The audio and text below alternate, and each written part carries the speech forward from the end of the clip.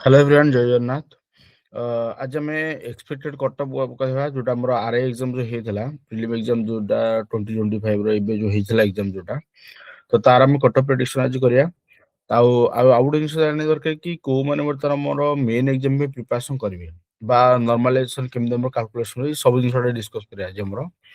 तो फास्ट कथा आसला आमर जोटा ये जो एग्जाम जो होती एग्जाम तुम सब जानी कि माने आमर 1.5 मास पाखापाखि एग्जाम है।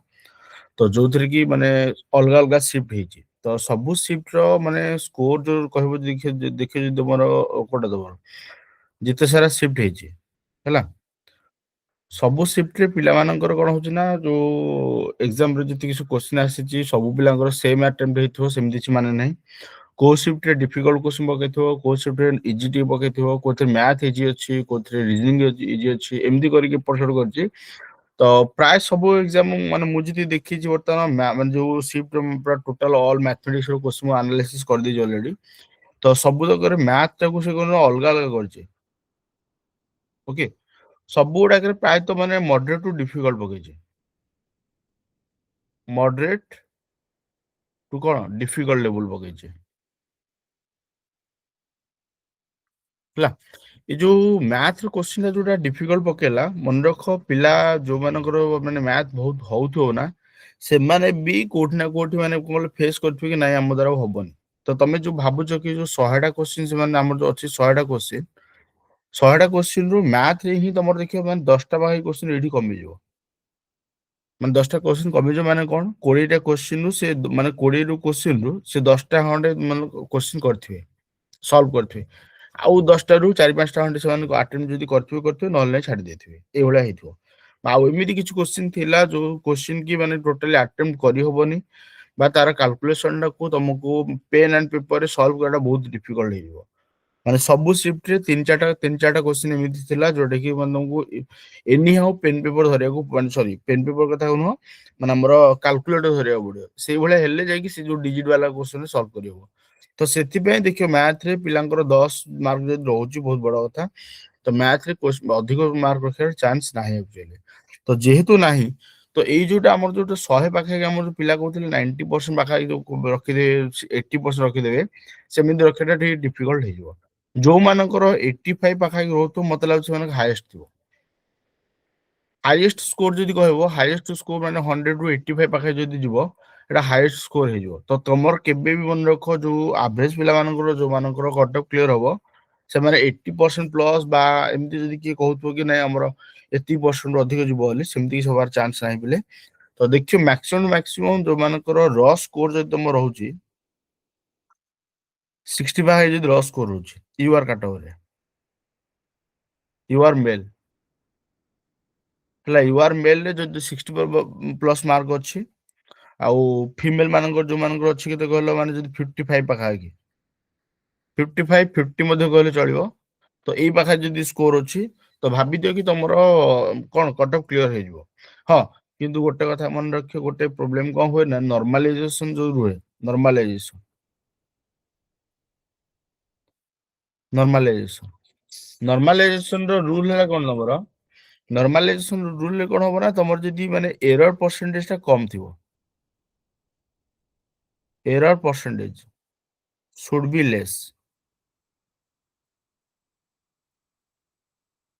माने एमिति मु कहले कि सबत गोटे यूआर प्लेयर रखिला 60 मार्क रहउची किंतु से कोन करजे ना 100टा क्वेश्चन करथिला 100 रु 100टा जगह अटेम्प्ट करछि तार माने कते 30टा क्वेश्चन भूल अछि। तो 30टा क्वेश्चन भूल हैला बेलकु माने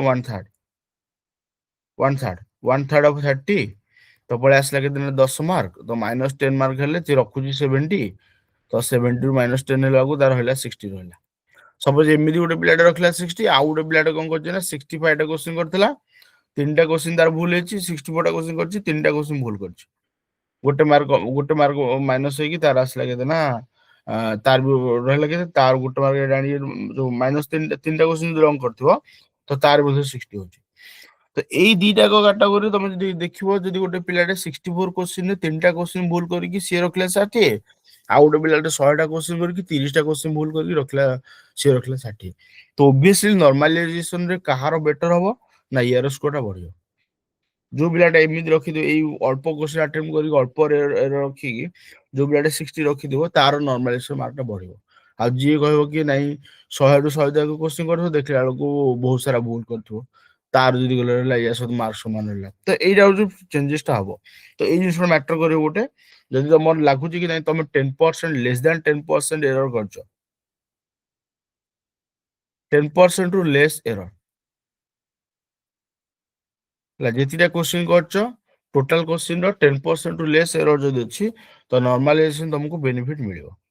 नॉर्मलाइजेशन बेनिफिट मिलले तो तमर जदि 60 रखी जदि कोड पिलाटे पूरा कते 55 रु 55 करछि आ 55 टा जो शब्द ठीक अछि तो सी भी कट ऑफ क्लियर चांस अछि कोन पई ना तार एरर परसेंटेज ता पूरा जीरो होइबो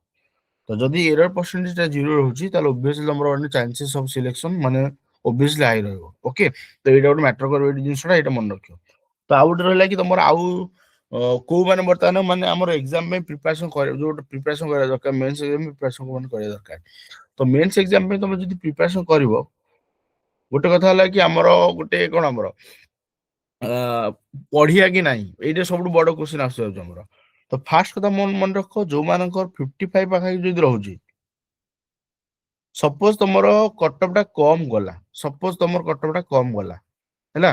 आउ तुमर प्रिपरेशन करन एग्जाम जस्ट माने 15 दिन अछि मासे अछि रिजल्ट बाहला मास ऊपर एग्जाम हो आउ तुम देखला प्रिपरेशन किछ करन नथो तो तुमर मते कहो कि तुम फायदाटा कोन हो किछ फायदा बर अछि कि नहीं तो सिथि पई जो मानकर 55 पाखा रस को रहउछि फिर भी तुम मान प्रिपरेशन करो ओके आ जदि एससीबीसी कथा कहबो आउ टिके कम आ 5 मार्क कम दियो तो 50 पाखा के बिठी एठी 45 पाखा के पिला जो मान रहउछि प्रिपरेशन करो एससीबीसी आ एससी एंड एसटी यांकर टी कट ऑफ कम जीवो 45 40 आ एसटी मानकर तो आहुर कम जीवो 35 30 प्लस